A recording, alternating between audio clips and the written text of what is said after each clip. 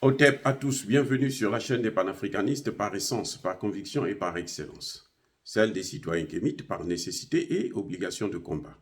Nous sommes une chaîne qui n'est guidée que par nos ancêtres et rien que par les ancêtres qui appartiennent à l'égrégore du monde noir. Par conséquent, nous ne croyons en aucun Dieu venu de l'étranger. Toutefois, cette vidéo n'est aucunement destinée à inciter à la haine ou à la violence, car nous menons un combat qui est d'abord et avant tout spirituel, intellectuel et démocratique. Ensuite, il est politique, géopolitique et géostratégique, contre l'impérialisme, le colonialisme, le néocolonialisme et l'endocoloniat, qui sont tous qualifiés de crimes contre l'humanité. Nous menons ce combat sur la base du principe fondamental que nous avons hérité de nos ancêtres kémites, qui est celui de la Mahat, c'est-à-dire solidarité, vérité et justice. Vous êtes donc en droit de connaître la vérité et nous avons l'obligation de vous dire la vérité, rien que la vérité, afin que justice soit rendue au continent africain. Et ça, c'est notre modeste contribution dans cette noble lutte en faveur de la souveraineté, la dignité, la solidarité et l'unité africaine. C'est exactement ça que nous appelons le panafricanisme.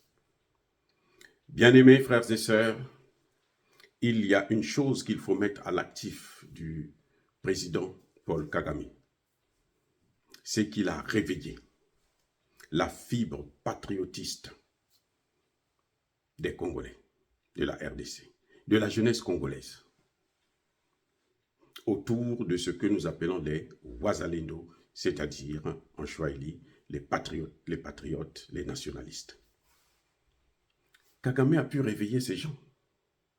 À force d'être têtu, vous savez que la mousse têtue finit par être enterrée avec le cadavre. Et Kagame, à force d'être têtu, à force de vouloir occuper le Congo démocratique, au service, bien entendu, des Occidentaux, pour servir les intérêts de l'OTAN, eh bien, il a réveillé les Congolais, la jeunesse congolaise. Les Wazalendo, c'est un mouvement qui est créé il n'y a pas trop longtemps et qui a décidé de reprendre en main les choses, en dehors et loin du gouvernement, avec ou sans salaire. Eh oui, les Wazalendo se combattent sans rémunération. Ils font un travail bénévole. Des hommes et des femmes viennent de tous les environs de l'Est. Ils viennent de partout. Et le mouvement est en train de prendre tellement de l'ampleur qu'il y a des Congolais qui vont quitter bientôt Kinshasa, des jeunes qui vont quitter Kinshasa pour aller combattre, pour défendre le territoire, pour défendre la patrie. Eh oui. Ça dit que, et ça c'est l'œuvre de Kagame. C'est pas Tshisekedi, hein? Non.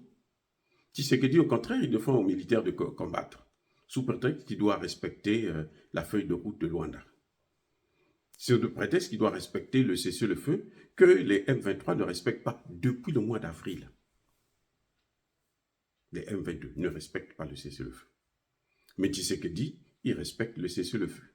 Il appelle, c'est lui qui maintenait la MONUSCO, même si vous allez me dire que Tshisekedi a demandé à peine il y a un mois. Comme il y a des élections, comme il veut être réélu pour continuer à bazarder le Congo démocratique, alors il fait exprès de demander le départ de la MONUSCO, alors qu'il sait très bien que la MONUSCO ne peut pas partir en un mois. Non, c'est pas possible. La MONUSCO, pour que la MONUSCO puisse partir, une force de près de 20 000 soldats, hein, et qui sont là depuis 24 ans, vous pensez qu'ils vont déménager comme ça en un mois, en une semaine? Non, ça ne se fait pas. Il sait. Il fait ça pour gagner du temps. Il sait que le moment où ils vont vraiment, le Conseil de sécurité va s'asseoir pour réfléchir là-dessus, eh bien, il sera déjà réélu et puis il va continuer à les garder et nous accuser, nous, que nous sommes manipulés. Il dit que nous sommes manipulés, que nous, les Congolais, hein, je suis certes du Congo-Brazzaville, mais je suis aussi du Congo démocratique en tant que Congolais, parce que moi, je parle du Congo avec K, qui concerne l'Angola, le Congo démocratique et le Congo-Brazzaville. C'est d'ailleurs pour ça que je me bats aux côtés des Congolais de Kinshasa. Alors, lui, il nous accuse, nous, d'être manipulés. Il pense que nous sommes bêtes, tellement bêtes, pour ne pas savoir que nos parents sont en train d'être massacrés par Tshisekedi et par Kagame. C'est terrible. Il reprend exactement le même langage du secrétariat d'État américain, qui pense que, bon, il y a une manipulation. Il reprend le même langage de la France, qui pense que la jeunesse est manipulée. Non, les jeunes ne sont pas manipulés. Ce que nous disons, c'est la vérité. C'est pour ça que nous disons aussi la vérité aujourd'hui. C'est que Kagame a réussi à réunifier la jeunesse congolaise, à mobiliser la jeunesse congolaise à cause de sa boulimie, de son appétit des matières premières congolaises. Donc, en ce moment, les Ouazalendo sont en train de monter en puissance. Et le nombre, il n'y a pas un nombre. Parce qu'au fur et à mesure que les combats sont en train de progresser, ils sont en train de venir en masse. Et ils viennent de partout. Je répète, ils viennent de partout. On ne peut pas les arrêter. À moins que Tshisekedi demande à son armée de tirer sur eux. Mais là encore, qu'ils sachent qu'il va devoir affronter et faire des massacres avant que ces gens-là ne reculent. Ils sont décidés et ils vont faire reculer le M23, qui déjà est en train de reculer. Vous savez que Paul Kagame est en train de dire maintenant que les M23, ce sont des Congolais, ce sont pas des... Ils nient leur nationalité. Bon, il ne veut plus de ses compatriotes parce qu'il sait que si on en termine avec eux au Congo-Kinshasa, pour vraiment être en paix définitivement, la paix durable, il faudrait aller faire sauter Kagame de son poste.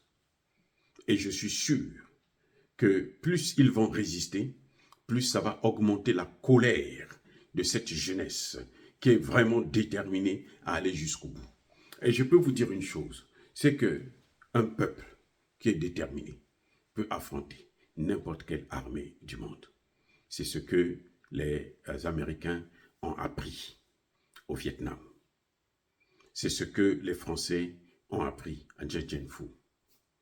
C'est ce que les mêmes Américains ont appris là en Afghanistan. À peine, il n'y a même pas 20 ans, il y a quelques années, 3, 4, 5 ans, qu'ils ont quitté l'Afghanistan en cachette, en fouillant des bergers qui n'ont que des couteaux, des machettes pour faire la guerre contre eux. Et après, les Américains étaient obligés de négocier avec les talibans. Eh oui. Donc, ce qui est en train de se passer aujourd'hui, c'est on est en train de voir naître au Congo démocratique un nouveau type de Wagner. Pas un Wagner pour l'argent, mais un Wagner pour la libération du territoire. Parce que ces gens ne sont pas payés. Ces jeunes n'ont pas de salaire. Ces jeunes, les armes, ils s'équipent lorsqu'ils prennent le dessus sur les M23. Ils s'équipent lorsque certains militaires abandonnent leurs armes. Et c'est comme ça qu'ils s'équipent et font la guerre. Et tant que le Congo ne sera pas libéré, plus Kagame va résister, comme là, je vous ai dit qu'il venait d'envoyer encore 400 soldats supplémentaires des forces spéciales rwandaises, plus il va continuer à faire ça, plus les Congolais vont venir en masse. Et vous le savez très bien, le Congo démocratique, c'est plus de 80 millions d'habitants. Donc, la jeunesse, et cette population, elle est jeune, de 70% à 25 ans, sinon moins. Donc voilà, nous sommes prêts, le Congo est prêt à aller jusqu'au bout. Que la communauté internationale sache que ce qu'ils ont fait au Congo et aux Congolais est inoubliable et nous leur ferons payer ça d'une manière ou d'une autre. Nous n'avons plus besoin et nous n'aurons plus besoin des partenaires qui viennent pour piller le Congo, qui viennent pour créer des guerres et s'enrichir au détriment des Congolais qui les appauvrissent au jour le jour, y compris des enfants mineurs qu'on utilise pour exploiter les matières premières sans aucune protection. C'est des enfants qui n'ont plus d'avenir, au lieu d'aller à l'école, qui ne vont pas à l'école, qui sont là au service des Occidentaux comme leurs esclaves. Nous ne voulons plus ça, et ça ne se reproduira plus jamais. Oh, bien-aimés frères et sœurs, dire cela c'est inciter à la haine ou à la violence. Non. Yaba Hervé. Le Congo est indivisible et le Congo doit être libre. Une fois de plus, soyez bénis. Je persiste et je signe. Soyez abondamment bénis par le Dieu des Kémites et par nos ancêtres angélisés. Mais que tous ceux qui persécutent le continent africain le pillent et le déstabilisent, qu'ils soient noirs, blancs, chinois, arabes, juifs, indiens, qui qu'ils soient punis, maudits, foudroyés, neutralisés, écrasés, effacés par le Dieu des Kémites et par nos ancêtres angélisés. Vive l'Afrique éternelle, j'ai dit et j'assume.